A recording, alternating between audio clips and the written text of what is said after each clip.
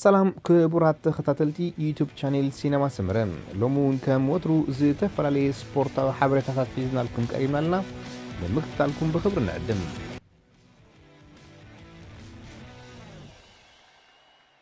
عميتن بمبال نخوخب تتصاوتاي كعسو غير برازيل زخونة نيمار نا بيت فردي تمرال الزلا غورزم كسي كي قربت قدمي حدا معالتي زي كفلتو $5,000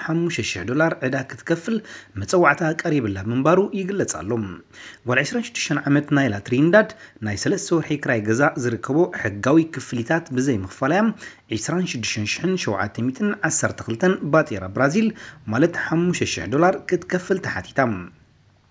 بزيكا زون مس حدا ناي سنة ببيت مرتي ناي $800 دسحب كالسعدا كم زلوها تفليتم أنا كم تزبهال زلو غنزب نمركاب زي ألمكو أيكونن فتحنبر غنزب دلي نابيت فردي أيكربكن كتبليا ترينداد غليصا زلام بزيكا زي نايلا تريندان سدرا نيمارن غازيت إنياتاتن زيقبرو لازلو أتححزا كم زي حقوسا غليصا قتيلهم نفسا أطفئة كيبلوني زفرح زلوخ كتبل نابرأ تزاريبو كم زلو تزاريبام نيمار بواتساب نزعل لو دحر مزرقهم نسوت راي ايكونن كتبل كم زصحافتلون يقلصالهم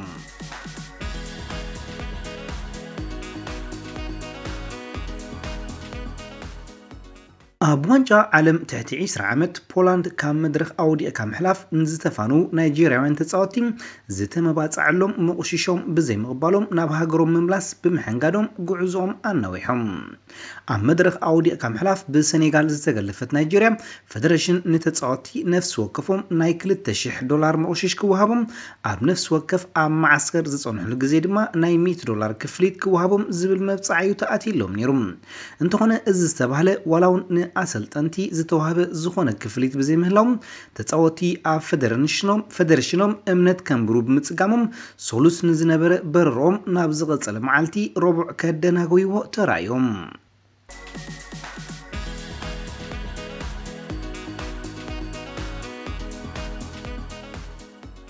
مس ريال مدريد مفرمو دارغا رغوص مخانون زترفه دما وغعوي حبريتا طراي مخانون زغلصل زلو ايدين هازارد قطر خندي ماليا كم زلبس نبوزحات اب كتع شميمو زقني غدايوم بزيكا ماليا قطر 16 زترفا مالياتات تحوزات مصنحن اتا هازارد زفتوا قطر 10 ماليا دما بعود بالون دي اور كروشاوي لوكا مودريتش تتحزت بمخانن بوزحات وغنات بماليا هازارد اب حد حساب كسمعوا ايكالون صنيحهم معرفو نفرتي برشلونة زركب مشتي ناوتي سبورتغن بحدش ماليا هازارد تصحفو قطر 7 سئلي ماليا تزرقح يركب نايزا أقدمهم كم راولن كريستيانو رونالدون زأمسلو زبلتو تتصاوتي زلبسوا قطري وانا زتصنح ماريانو ديازيوم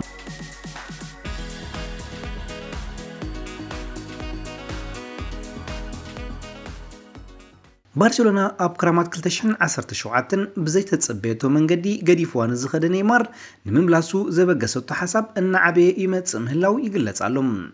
اب بي اس جي زي تعامو زلو نيمار مفرس وعل زي بلو مخانو جن بارسا مزا فرنسايت غانتا بزلوا حما زمدنا كم زخبلايو زقلص زلوم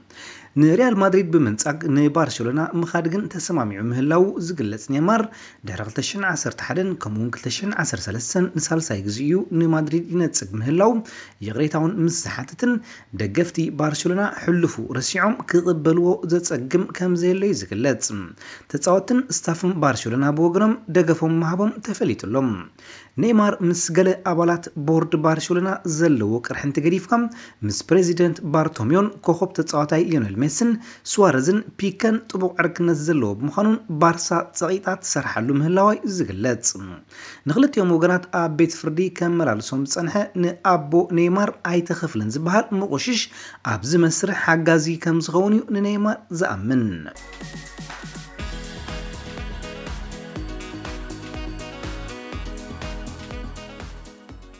بسانكي موت ولاديو وقعوي فيرمو تدانوي تصنحه ويلساوي دانيال جيمس مس عباي انجليزايت مانشستر يونايتد كون كوينوم ازي باسلطاني اوليغنار شولشاير زفرمه ناي مجمريا تصاوتاي كوين زلم ود 21 عمت قلطف اكفافالي نمانشستر يونايتد 18 مليون باوند حتيتوام أسلطاني هاجرايت غانتا ويلسن كوخب تصاوتاي ما يونايتد نبرن زخونه رانجينجز ما نتصاوتاي حوت 8 للم ምስ ስዋንሲ ሲቲ 4000 ፓውንድ ንሰሙን እናተኸፍለ ክጻወት ጄምስ ኣብ ዩናይትድ ልዕሊ 16 ዕጽፊ ማለት 67000 ፓውንድ ንሰሙን ክኽፈሎ እዩ ጄምስ ኣብ ወርሒ ጥሪ ብ10 ሚልዮን ፓውንድ ናብ ሊድስ ዩናይትድ ናይ ምኻድ ዕድል ከም ዘኽብእ ኾኖ ኣይርስዕን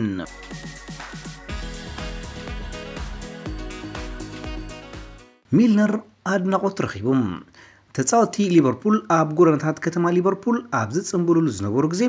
ኣከፋፋልታ ጋንታ ጄምስ ሚልነር ኣውቶቡስ ደው ኣቢሉ ንሓደ ደጋፊታ ጋንታ ነታ ዋንጫ ከም ዘርኣዮ ዝፍለጥ እዩ ኣብቲ ሽዑ እዋን ብዙሕ ግምት ዘይተዋህቦ ተግባር ሚልነር ሎሚ ግን ካብ ዝተፈላለዩ ወገናት ናእዳ ይረኽበሉ ኣሎ ሚልነር ነታ ተጻወቲ ሊቨርፑል ሒዛ ዝነበረት ኣውቶቡስ ኣብ ገዛ ናይ ሓደ ውጻእ መዓት ህልቂት ሂልብሮ ዝኾነ ደጋፊታ ጋንታ ደው ከም ትብል ገይርዋ ነይሩ ነዚ ናይ ጎደና ጽምብል ሊቨርፑል ኣስታት 750,000 ደገፍቲ ኣብ ጎደና ወፂኦም ይጽምብልዎ እኳ እንተነበሩ ሚልነር ነዚ ውጻእ መዓት ክዝክሮ ብምኽኣል እዩ ናእዳ ክረክብ ክኢሉ ዘሎ ኣደ ናይዚ ዲቫይን ዝተባህለ ሰብ ናብ ጋዜጠኛታት ቀሪባ ሚልነር ዝገበሮ ሰናይ ግብሪ ንዘለዓለም ኣይርስዕን እዩ ክትብል ድሕሪ ምግላጻ እዩ ሚልነር ንምንታይ ሃንደበት እታ ኣውቶቡስ ደው ክትብል ከም ዝኣዘዘ ዝፍለጥ ዘሎ ወዲ 53 ዓመት ዲቫይን ብ15 ሚያዝያ 1989 ኣብ ሞንጎ ሊቨርፑልን ኖቲንግሃም ፎሬስትን ኣብ ዝተኻየደ ግጥም ፍርቂ ፍጻመ ኤፍኤ ካፕ ብዘጋጠመ ጽቕጥቅጥ እዩ ካብ ሞት ክወፅእ ክኢሉ ኣብቲ ጽቕጥቅጥ 96 ሰባት ከም ዝሞቱን ዲቫይን ዝርከቦም 766 ሰባት ድማ ከቢድን ፎኪስን መጉዳእቲ ከም ዘጋጥሞም ይዝከር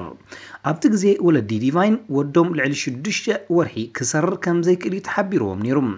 ይኹን እምበር እዚ ኣብ ዓረብያ ኮይኑ ህይወቱ ዝመርሕ ወዶም 30 ዓመት ሓሊፍዎስ ዋንጫ ሻምፒዮንስ ሊግ እኳ ኣብ ኣፍ ደገ ገጹ መጽያቶም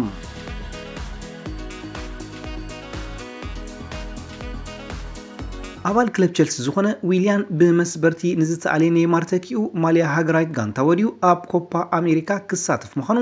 ፌደሬሽን ኩዕሶ እግሪ ብራዚል ኣፍሊጡ ምስ ክለቡ ቸልሲ ንዩሮፕያ ሊግ ድሕሪ ምዕዋቱ ኣብ መሬት እስራኤል ኣብ ምዝንጋዕን ዕረፍትን ዝጸንሐ ዊሊያን ብዝቐረበሉ ጻውዒት ናብ ማዓስከር ልምምድ ሃገራዊት ጋንታ ብራዚል ከምርሕ እዩ ኣርሰናል ንዝርዝር ኣሮን ራምሲ ፒተር ቼክ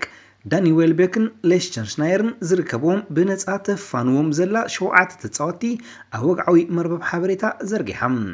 ምስኣ ኣብ ዝጸንሕሉ እዋን ንዝገበርዎ ኣበርክቶ ዘመስግነት ኣርሰናል ኣብ መጻኢ ህይወቶም ድማ ዓወት ተመንያም ብፍላይ ካብ ንእስነቱ ኣብ ዛጋንታ ንዕሊ 10 ዓመት ዝተጓዓዘ ኣሮን ራምሲ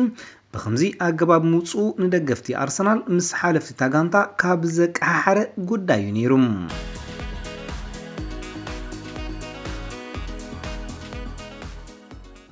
ንኮኸብ ተጻወታያ ኤዲን ሃዛር ናብ ማድሪድ ዘፋንወትን ብርክት ዝበሉ ተጻወቲ ድማ ብልቃሕ ኣፋንያ ዘላ እንግሊዛዊት ክለብ ቸልሲ ክሳብ ክራማት 2020 ዝጸንሕ ናይ ምዕዳግ ተጻወቲ እገዳ ከም ዝተበየነላ ዝፍለጥ እዩ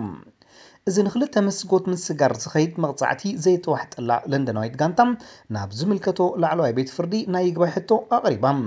ሓለፍቲ ቸልሲ ኣቐዲሞም ኣብ ወርሒ ጥሪ ንኣርሜንያዊ ክሪስቲያን ፑሊሲች ኣፈሪሞም ብምጽንሖም ከምኡውን ዋላውን እዚ ናይ ይግባይ ሕቶ ምስ ዝንጸግ ብልቃሕ ኣብ ምጽዋት ዝርከቡ ማቴዮ ኮቫዚችን ጎንዛሎ ሂግዌንን ከተፈርሞም ተኽእሎ ብምህላው ግን ተስፋ ዝዘርእ ኩነታት እዩ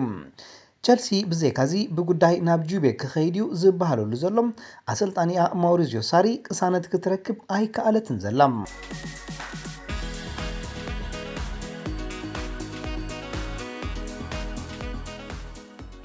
ሪያል ማድሪድ ንቤልጂማዊ ኤዲን ሃዛርድ ከም ዘፈረመቶ ብወግዒ ኣፍሊጣ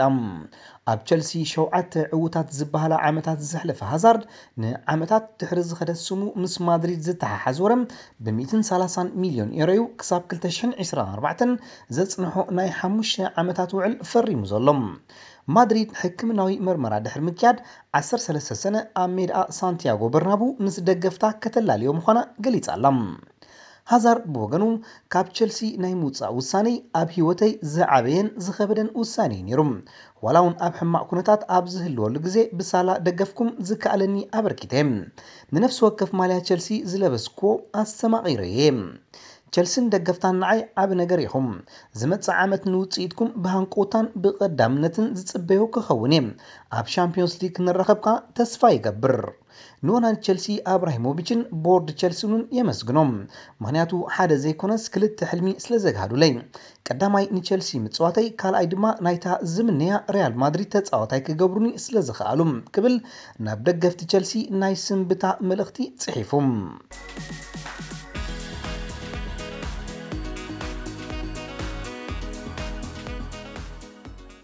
ሃገራት ኤውሮፓ ትማሊ ናይ መጻሪ ዋንጫ ኤውሮፓ 2020 ጾታታት አካይደን ነረን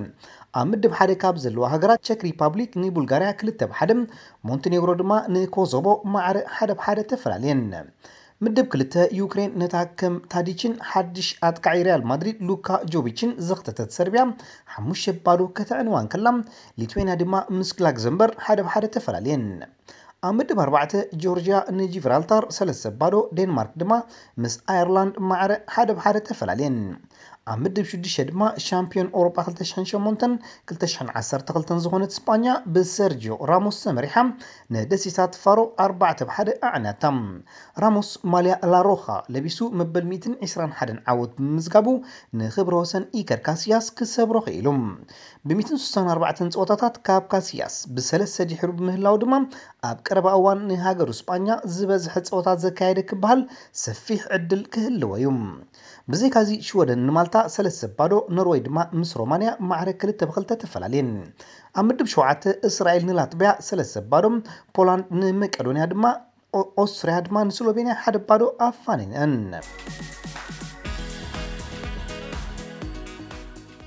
ዋንጫ ዓለም ኩዕሶ እግሪ ደቂ ኣንስትዮ ሎሚ መጋረጁ ኣብ ዝቐንጥጠሉ ቀዳማይ ጸወታ ኣብ ሃገረን ዝጻወታ ዘለዋ ፈረንሳውያን ንደቡብ ኮርያውያን መዛውነን 4-0 ብምርታዕ መዊሰኖም ኢጀኒ ሶመርን አማንዲን ሄንርን ሓንቲ ዌንዲ ረናርድ ድማ ብክልተ ሽቶታት ንሃገረን ዓወት ዘግዘማ ተጻወትየን ነረን እዚ ውድድር 7 ሐምሌው መጋረጁ ከዓጹም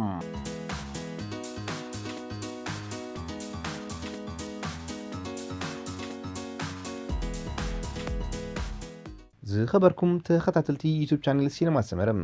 ንምክታልኩም እናመስገና ንሎም መዓልቲ ኣዳሊናልኩም ዝነበርና ስፖርታዊ ትሕዝቶታት ኣብዛዚምና ኣለና